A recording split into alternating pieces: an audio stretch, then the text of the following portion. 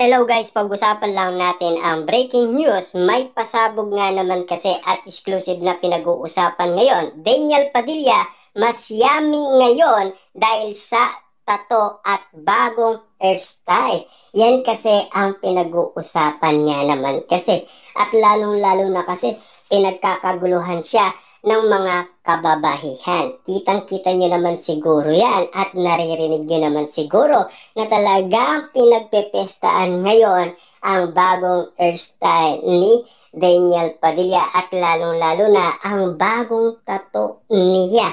Siyempre, kitang-kita yan ng karamihan, lalong-lalo na ang mga solid fans ni Daniel Padilla. At lalong-lalo na, siyempre, hanggang ngayon, yaming-yami pa rin si Daniel Padilla ayon kasi sa balita. Ayon sa reaction ng balita sa atin, usap-usapan ng mga netizens ang mas astig na datingan ng kapamilya star na si Daniel Padilla na ibinahagi sa social media platform ng Star Magic. Ibinalita kasi ng Star Magic ang pagdalo ng incognito star sa isinagawang intimate dinner na Rolling Stone PH Social Club para sa kaniyang matapos siyang mai-feature sa May 2025 cover ng isang lifestyle magazine. Kasi alam naman natin, no? Ang bawat sitwasyon na pinagdadaanan ni Daniel Padilla ngayon ay mukhang paganda ng paganda ang kanyang successful sa kanyang karera sa showbiz. Kitang-kita nyo naman siguro, maling-mali talaga ang inala ng karamihan noon last 2023 dahil sa hiwalayan niya. Pero marami pa rin ang bulong-bulungan na baka nagkabalikan na daw sina Daniel Padilla at Catherine Bernardo.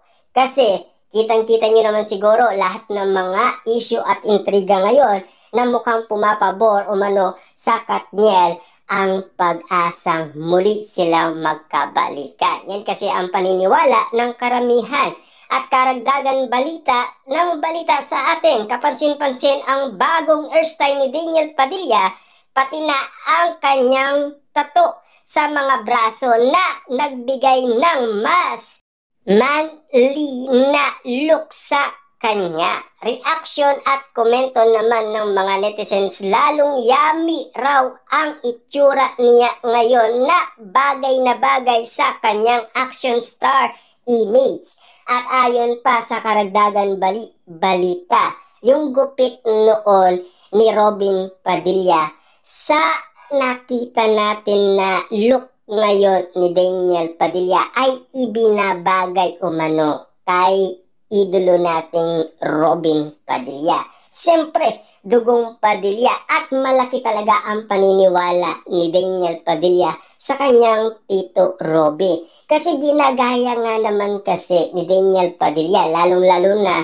sa pagsusuot ng mga leather jacket.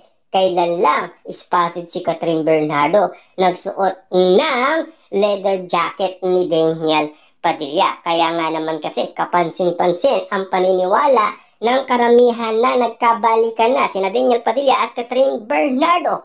Sa ngayon, wala pang napababalitaan bagong babaeng idinidate si Daniel Padilla.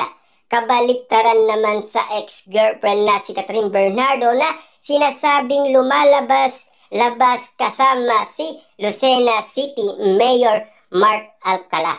Pero yan ay hanggang haka-akala. Kasi wala pang impormasyon na makapagbibigay kahit na larawan man lang or video. Kasi karamihan naman na ibinabalita ayon kasi pinagkakaguluhan daw si Mayor Mark Alcala, Catherine Bernardo. Nasaan na nga yung pinagkakaguluhan sila? Nasaan na yung picture? Ayon pa kasi sa netizens, meron pa daw nagpa-picture. Nasaan na kaya ang lahat ng yon? Kasi inahanap ng karamihan kapag walang ebidensyang pwedeng maipakita na katotohanan talaga ang pinapakalat nila Kasi maniniwala lang ang mga tao kapag meron talagang ebidensya. Mas malakas ang paniniwala ng karamihan dahil sa mga pinapakita ni Catherine Bernardo. Lalong-lalo na kasi ang mga nangyari sa Pilipinas Got Talent Season 7 na talagang kitang-kita ang kiligan ng mga Katniel fans kapag nakikitang kinikilig itong si Catherine Bernardo. Lalong-lalo na kasi kung nababanggit ang pangalan Daniel Padilla. Hanggang ngayon, kinikilig kasi ang kanilang idolong si Catherine Bernardo kay Daniel Padilla. Napapansin naman kasi yan ng karamihan, lalong-lalo na kasi nagba-viral pa umano ang nasabing moment ni Catherine Bernardo. At lalong-lalo na kasi karagdagan paniniwala umano ng mga tao yung nagkanta si Catherine Bernardo dahil yun ang theme song nila Daniel Padilla sa The House of Us. Na grabe ang lupitan nga naman kasi sa kiligan at sa pag-awit ni Catherine Bernardo. Kaya nga naman kasi malakas ang paniniwala ng karamihan na baka posibleng magkaroon ng balikan ang Katniel.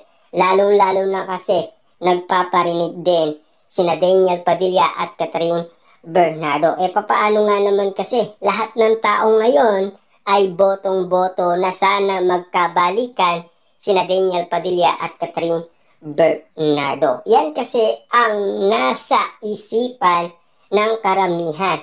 Lalong-lalo na kasi may mga lumalabas na mga ebidensya na magsasabi kung ano nga ba talaga ang katotohanan. Kung bakit yan ang nasasabi ng karamihan, lalong-lalo na ang mga netizens, mga sawsawerang kapitbahay, at lalong-lalo na ang mga Dilulu fans. Kasi hawak nila ang mga resibo at ebidensyang magpapatunay kung ano ang kinikilos ni Catherine Bernardo at Daniel Padilla. At lalong-lalo na, kita nyo naman siguro, yaming-yami pa rin si Daniel Padilla, lalong-lalo na panibagong hairstyle at kinagulat yan ng mga Dilulu fans na mga Katniel fans, diba?